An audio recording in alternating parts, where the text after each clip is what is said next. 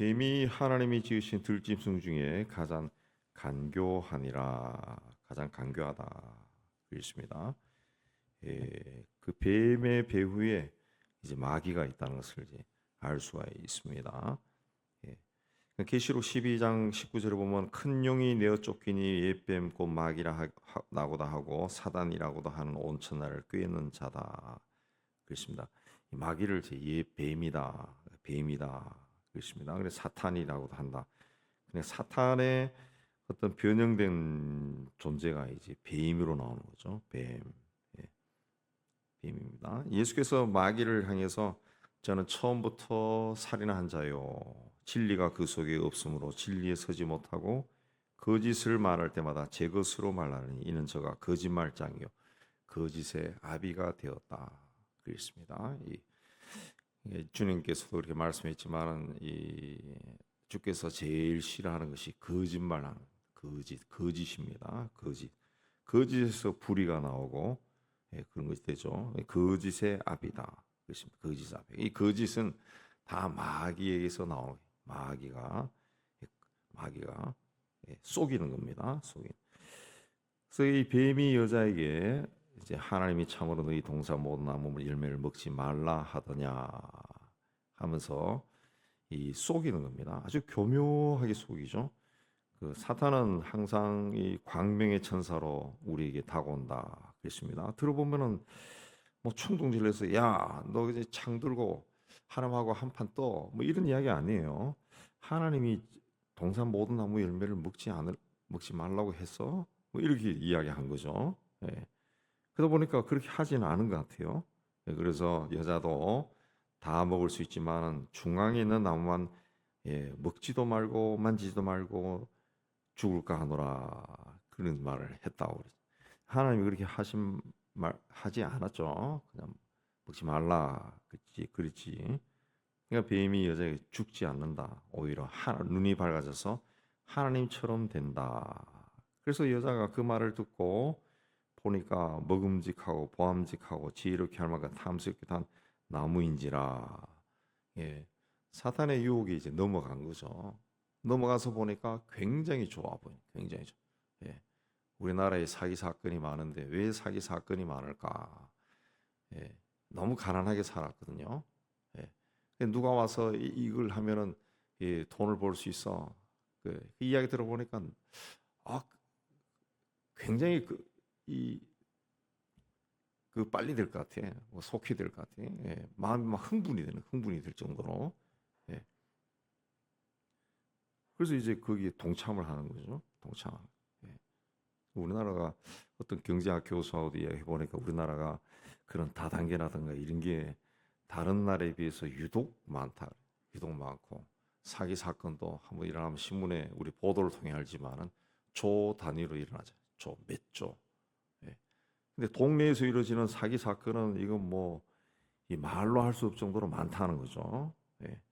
그게 혹해서 욕심에 혹해서 넘어가면은 다 좋아 보이는 거예요. 다 좋아 보이는. 예. 결국 따먹죠. 따먹었어. 따먹은 이유 중에 하나가 가장 큰 이유가 뭡니까? 하나님 같이 된다. 하나님처럼 된다. 하나님과 함께 살아보니까 하나님이 너무 좋은 거야. 그래서 하나님처럼 된다. 하나님처럼 된다. 이 말은 결국 자유를 누리게 된다는 거죠. 자유하게 된다. 내 마음대로 살 수 있다. 그 욕심이 생긴 거죠. 그래서 그 실과를 따먹고 아담에게 줬습니다. 아담도 이 하나님처럼 되고자 하는 마음이 있었죠. 자유롭고 싶었죠. 그래서 그걸 먹었다 그랬습니다. 그러니까 먹고 나니까 이 7절에 눈이 밝아졌다. 눈이 밝아졌다는 것은 육신의 눈이 밝아졌다, 마음의 눈이 밝아졌다라는 것이 아니라 죄를 보는 눈이 열린 겁니다. 선악을 보는 눈이 열린 거예요. 열려서. 그래서 눈이 밝아져서 벗은 줄을 알고 무화과 나무에 풀렸고 치마로 삼았다. 눈이 밝아져서 보니까 그 자기들이 벌거벗고 있는 것을 알고 부끄러운 거죠. 부끄러움을 느끼고 무화과 나무 잎으로 치마를 삼았다. 여러분들이 여기서 조금 생각해 보면은 좀 이상하지 않아요? 왜? 아담과 하와는 부부야. 그리고 그 동산에 아무도 없어. 근데 뭐 벌거벗고 있든 뭐 하든 뭘 상관이 있어요? 근데도 무화과 나무 잎으로 치마를 삼아 입었다. 그랬습니다. 이건 왜 그런가 하면은 이제 이전까지는 그런 일이 없었어요. 예. 그 선악과를 따먹기 전까지는 전혀 그런 개념조차도 없었다고. 근데 선악과를 따먹으면서 선악을 분별하는 그 눈이 열린 거죠. 눈이 열려버린 거예요. 예. 눈이 열린 거죠. 이전에는 그게 죄다 악이다 그런 걸 전혀 몰랐는데 이제 이게 잘못했구나라는 걸 깨달은 거예요. 깨달은 거예요. 그래서 이 그 하나님이 아담을 찾으니까 아담이 뭐라 그랬습니까? 내가 벗었으므로 두려워하여 숨었나이다. 그 벗었는데 뭐가 왜 두렵습니까? 벗었으면은 부끄러워서 숨었습니다. 그래야지. 근데 벗었는데 두려워서 숨었다. 왜? 우리가 하나님의 말씀을 어겼구나. 그러니까 이게 막 부끄러워지기 시작한 거죠. 부끄러워지기. 그전에는 이 수치심이라는 게 없었는데 선악과를 먹고 난 다음에 선악을 알고 선악을 분별하는 그 능력이 생기니까 수치심이 드는 거예요. 수치심이. 부끄러워진 거죠. 부끄러워진 거죠. 이전에는 그런 마음이 없었어요. 수치심이 생기니까 이게 우리가 저걸 먹어서 그렇구나. 하나님 하지 말라는 것을 우리가 했네. 그 불순종이죠. 했네. 라니까 두려워진 것이. 하나님 말씀을 우리가 안 지켰구나. 그러니까 두려워진 거죠. 그래서 내가 벗었으므로 두려워하여 숨었나이다. 그렇습니다. 예. 타락하기 이전에는 그 하나님 말씀에 불순종하기 이전에는 옷을 입지 않아도 부끄럽지 않았습니다. 전혀 부끄럽지 않아. 갓난 아이가 태어났을 때는 그 몇 년 동안 아주 아기였을 때는 그 옷을 벗어도 부끄러워하지 않아요. 근데 그 아기들도 몇 살 이상이 되면은 자기 인식이 자기도 모르게 아이에게 들어가면 그때부터 옷 벗고 다니는 거 부끄러워한다고. 애들도 어린 아이들도 부끄러워한다. 예. 그러니까 이제 아담과 하와가 그 부끄러움을 느끼면서 두려워하면, 예. 이거 하나님께 불순종했구나. 두려워한 거죠. 그러니까 뱀에게 속았다는 것을 깨닫게 된 아담과 하와에게 수치심과 두려움이 온 겁니다. 그래서 어떻게 했습니까? 무화과 나무를 엮어서 치마를 입었다. 그랬습니다. 치마를 입었다.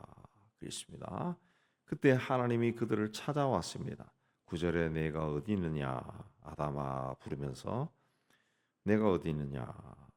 하나님이 아담이 있는 곳을 몰라서 내가 어디 있느냐 찾은 것이 아닙니다.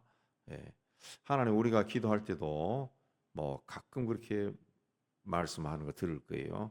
누구야 너 지금 어디 있니? 그럼 너희 어디 있니? 라는 것은 장소를 이해하는 것이 아니라 지금 네가 무엇을 하고 있냐? 네가 서 있는 자리가 어떤 자리냐? 그런 뜻이죠. 너 왜 하나님의 사람인데 집 사고 장모고 건사인데 너는 지금 왜 그걸 하고 있냐? 왜 그런 일을 하고 있니? 그게 이제 하나님이 너가 아담아 네가 어디 있느냐 그거죠. 그 자리는 네가 서 있을 자리가 아니라는 거죠. 근데 왜 그 자리에 서 있냐 그 이야기죠. 하나님이 딱 나타났으면은 아담과 하와가 이전에는 우리 상상해 보면은 즐겁게 뭐 안녕하세요 뭐 이렇게 하면서 왔을지도 몰라요. 근데 얘네들이 안 나타나니까 하나님이 어디 있느냐 숨어 있는 거죠. 숨어 있는 거죠. 이전과는 전혀 다른 행동이 나온 거죠. 네가 어디 있느냐. 네. 네가 서 있을 자리가 아닌데 왜 그 자리에 서 있느냐 그런 뜻이죠. 네. 어떤 하나님의 안타까운 마음이 숨어 있습니다. 내가 벗었으므로 두려워 숨었나이다. 그러니까 하나님 묻죠. 누가 네가 벗었다는 것을 너에게 알려줬느냐 그랬죠. 네. 두 사람밖에 없는데 그 남편과 마누라가 서로 보면서 당신 벗었네? 당신 벗었네? 그렇게 말하지 않는 이상 벗었다고 하는 이 개념조차 없었다는 거죠. 벗었다는 개념조차. 누가 너에게 벗었다는 것을 알려줬냐? 하나님 물으시죠. 그래서 그게 결론이 뭡니까? 내가 너에게 먹지 말라는 그 나무 열매를 네가 먹었냐? 그 열매를 선악과를 먹었기 때문에 선과 악을 구분할 수 있는 능력, 예, 이 죄를 볼 수 있는 눈이 뜨진 거죠. 뜨진 거죠. 그래서 아담이 이제 먹었습니다. 뱀이 깨물어 먹었습니다. 아담과 하와가 그렇게 이야기하죠. 예. 그래서 이 벌을 지었기 때문에 하나님이 아담에게 벌을 내립니다.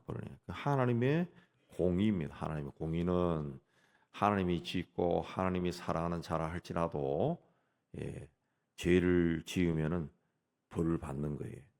우리가 하나님의 사랑으로 구원받고 사랑하는 자녀라 할지라도 우리도 죄를 지으면은 벌 받습니다. 벌 받습니다. 그러나 그래서 쫓겨나죠. 쫓겨납니다. 뱀도 하나님의 저주를 받습니다. 14절에 저주 쫓겨나요. 그러나 동시에 하나님은 또 사랑의 하나님이죠. 사랑의 하나님. 그래서 이 쫓겨나요. 그리고 땅에서 수고해야 소산을 먹을 것이고 여자는 임신하는 고통을 얻게 된다 그랬습니다. 임신하는 고통이 있을 것이다 그랬습니다. 그러나 또 사랑의 하나님의 약속이 있죠. 15절에 내가 너로 여자와 원수가 되게 하고 사탄에게 이야기한 거죠. 내 후손도 여자의 후손과 원수가 되게 하리니 여자의 후손은 내 머리를 상하게 할 것이요 너는 그 발꿈치를 상하게 할 것이다.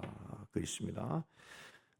뱀을 저주하시면서 하신 말씀 가운데 이제 하나님께서 마귀는 망할 것이다. 그러나 인간의 후손들이 인간을 구원하기 위한 역사가 또한 시작될 것이다. 여자의 후손이 내 머리 마귀를 상하게 할 것이다. 그렇습니다. 여자의 후손은 장차 나타날 메시아를 이야기하죠. 메시아가 나타나서 뱀의 머리를 상하게 할 것이다. 상하게 할 것이다. 그렇습니다.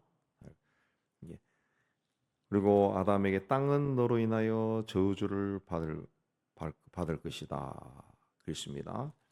왜 땅이 아담 때문에 저주를 받습니까? 땅이 왜 아담을 23절에 보면은 그의 근원이 된 땅을 갈게 하셨다. 그러니까 이 인간은 땅에서 나온 거예요.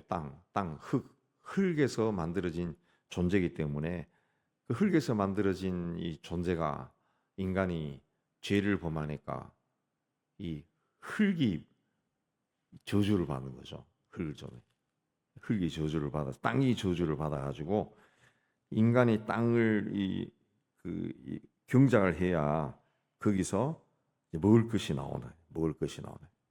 땅을 경작해야 돼요. 땅. 인간은 땅을 떠나서는 살 수가 없어요. 땅이. 인간에 있어서는 땅이 굉장히 중요한 땅이 굉장히 중요해요. 그래서 우스갯소리로 인간의 삶에서 절대로 인간의 삶에서 벗어날 수 없는 거, 무엇을 해도 성공할 수 있는 사업이 뭐냐? 의식주인데 먹고 옷 입고 그다음에 주택인데 그 주택이 뭐냐? 부동산이지. 부동산. 인간의 삶에서 땅은 절대로 벗어날 수가 없는 땅. 땅이 굉장히 중요하다. 그렇습니다. 그렇게 해서 이제 아담과 아내를 위해 가죽옷을 지어 입혔다. 가죽옷을. 아담과 하와는 그 자기들이 부끄러운 걸 벗었다는 것을 깨닫고 스스로 그 무화과 나무 잎으로 옷을 지어 입었습니다. 무화과 나무. 나뭇잎이라는.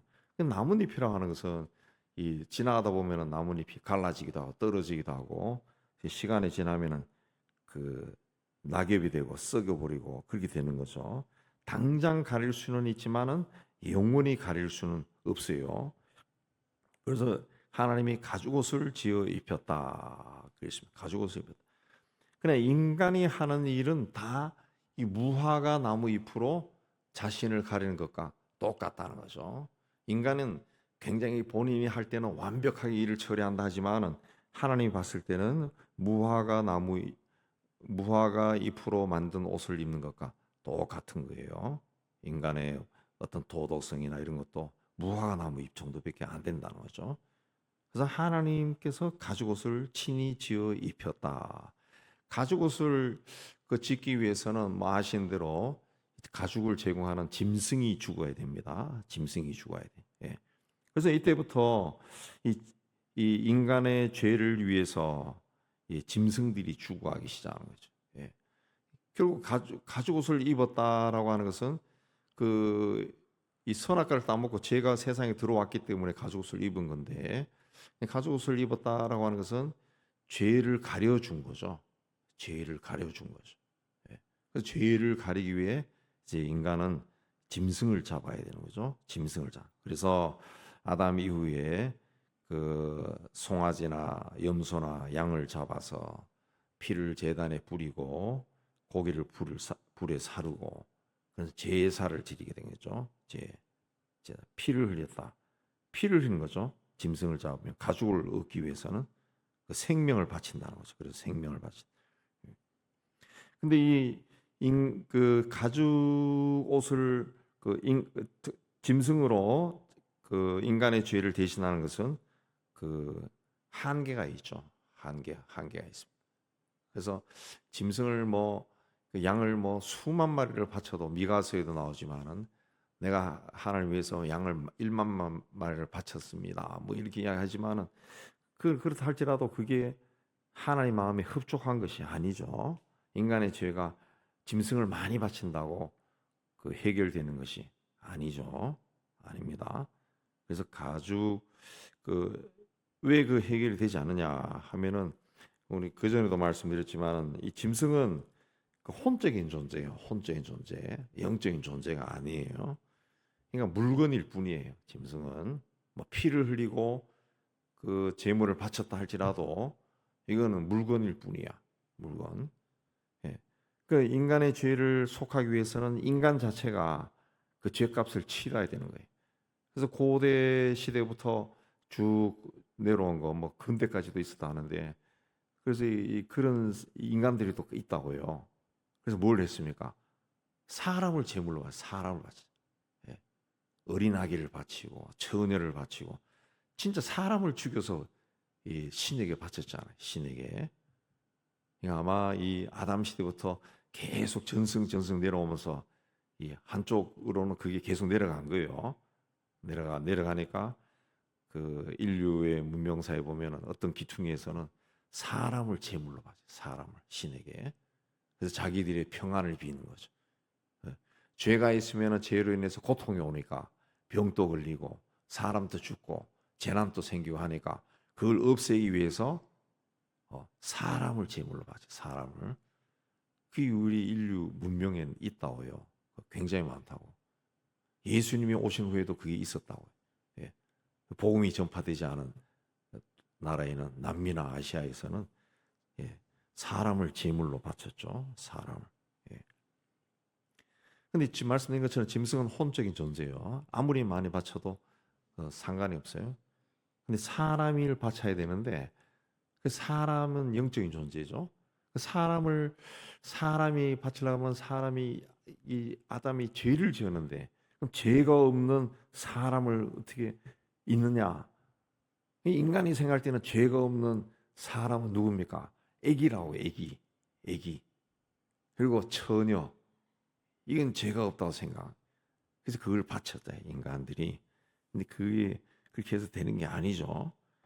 그래서 예수께서 오신 겁니다. 하나님이 직접 사람이 된 거예요. 하나님이 직접 사람이 될 수밖에 없는 거예요. 아마도 하나님이 하늘에서 봤을 때 이 인간들이 막 오해를 해가지고 아마 세상 곳곳에서 막 사람을 제물로 바치고 이런 일들이 엄청나게 많이 이루어지지 않았을까, 제 혼자 생각에.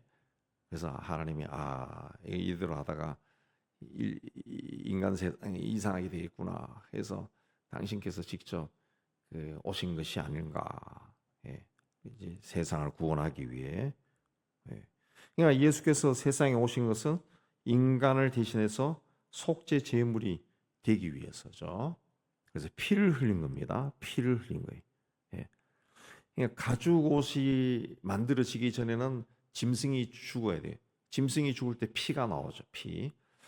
예수께서 우리를 구원하기 위해서 우리에게 영적인 가죽 옷을 입히기 위해서는 예수께서 죽어야 돼. 죽기 전에 피가 나오죠. 피가 나오죠. 예. 그래서 이 이사야서나 복음서 예수께서 돌아가실 때 그 표현에 이제 채찍에 맞았다. 근데 이게 그냥 채찍에 맞았다. 아이고 아팠겠구나. 아팠겠구나가 아니라 피가 나왔다는 거죠. 피가 나왔다. 예. 그래서 설명할 때 그렇게 설명하잖아요. 로마의 채찍에는 가죽 채찍에 그 동물의 뼈가 박혀 있어가지고 한 대씩 맞을 때마다 살이 뜯어지고 피가 튄다 그러죠. 피가 튄다. 예. 그 피가 나왔다는 거지. 아픈 것도 아픈 거지만은 중요한 것은 피가 나오는 거죠. 피가 나오는. 그 피는 어떤 피입니까?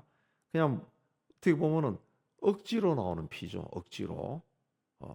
그러니까 하나님의 아들이 그 세상을 구원하기 위해서 피를 흘리는데 그냥 짐승처럼 칼로 목을 쓱 해서 죽을 수는 없는 거야.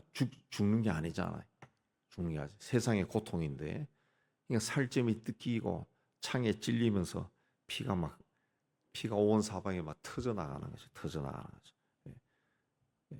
그때 인간 예수가 얼마나 그냥 맞으면 그냥 독한 사람처럼 가만 있었을 것은 아닐 겁니다. 인간이기 때문에 인간의 몸을 가지기 때문에 인간의 몸을 가지면은 그렇게 맞으면은 저절로 비명이 나오죠. 그러니까 예. 그 소리를 이제 아버지 하나님이 듣는 거죠. 아버지 하나님 듣는 거죠. 그냥 하나님의 어떤 인간을 구원하는 그 행위, 세상을 구원하는 그 행위는 가만히 묵상하면은 이거는 표현할 수 없는 겁니다. 어마어마한 거죠. 어마어마한 거예요. 어마어마한 거. 뭐 세상에서 그 아주 훌륭한 아버지가 자식을 살리기 위해 대신 죽겠다 해서 칼에 찔려 죽고 총 맞아 죽고 그런 그 기록도 막 간혹 있어요. 죄 지은 아들을 위해서 대신 자기 재산을 다 내놓는다든가. 그렇게 하지만은 그 하나님의 독생자처럼 채찍에 맞으면서 그 살이 막 뜯어져 나오고 피가 사방으로 튀면서 그, 그 비명을 질러대는 그런 거는 없는 거죠. 예.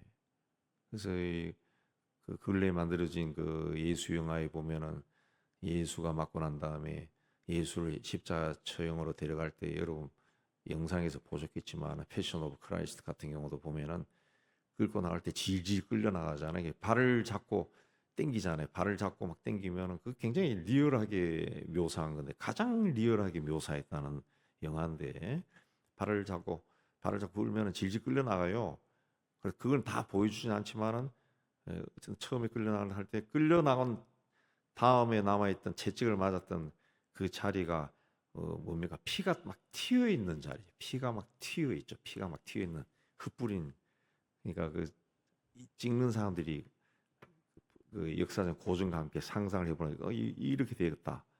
그 끌려나가는 자리가 그 피투성이가 된 사람 끌려나가는 자리하고 비슷하게 되어 있죠. 예. 그걸 이제 그 하나님의 아들이 인간의 몸으로 와서 직접 당한 거죠. 예, 인류를 구원하기 위해서.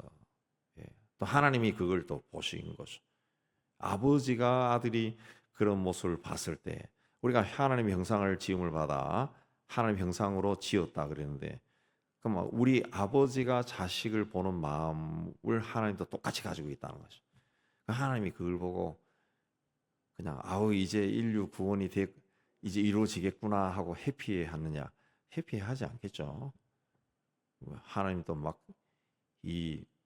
통곡을 할 정도로 눈물을 흘렸겠죠. 이제 그런 과정을 통해 우리가 구원을 받은 거지. 그러니까 우리가 예수 믿는 사람이 되었다라고 하는 것이 나 주일날 덜렁덜렁 예배당 왔다 갔다 하는 그 정도가 아니라는 걸 우리가 알아야 됩니다. 굉장한 사건이라는 거죠. 굉장한 사건이다. 그래서 이제 마지막으로 이제 뭐라 그랬습니까? 생명나무 열매도 따먹고 영생할까? 그래서 이 사람을 쫓아내시고 에덴 동산 동쪽에 그룹과 두루 도는 불칼을 두어 생명나무 길을 지키겠다. 그 에덴 동산에 생명나무 열매도 있었다는 거죠. 그래서 그 인간이 생명나무 열매도 따먹고 영생할까 하노라 해서 천사들을 둬서 지키게 했다 그랬습니다. 근데 이제 과학기술 문명이 발달하면서 인간들이 그 생명나무를 이제 따먹으려고 막 덤벼들죠. 바이오 산업이 등장하고 수명을 연장하고 뭐 120, 앞으로는 120세는 그냥 지금 100세처럼 될 거다 뭐 얘기하는데, 아우 그 60에 은퇴해서 120살까지 어떻게 살아요? 또 청년의 몸으로 살면은 또 다르지만은 뭐 100살에 은퇴한다 그러면 모르지만은 100살에 은퇴한다 할지라도 굉장히 인생이 지겨울 것 같아요. 하나님이 인간을 이렇게 살게 한 것도 그 하나님의 뜻이 있는 거예요. 그걸 인간이 자꾸 인위적으로 어떤 방법으로 늘린다라는 것은 굉장히 고통스러워요. 고통입니다. 고통이. 근데 인간이 자꾸 그런 일을 한다는 거죠. 결국 이런 일이 자꾸 이렇게 이 생명나무 가까이 가면은 결국 하나님이 불칼로, 불칼을 휘둘러 버리겠죠. 불칼을 휘두른다. 예. 그래서 예수님이 오실 때 마지막은 계시록은 어떤 일이 납니까? 불심판이요. 불심판. 불칼로 휘둘 거라. 예. 지금은 우리나라는 그런 일이 아직 안 일어나지만은 그 우크라이나와 그 이스라엘 쪽에서 전쟁이 일어나는 거 보면은 불꽃놀이 하는 거 같잖아요. 예. 미사일이 날라오는 막 총알이 막 불이 막 올라가서 막 터지잖아요. 예. 그 폭탄이 터지면은 불덩어리가 막 생깁니다. 불덩어리. 예.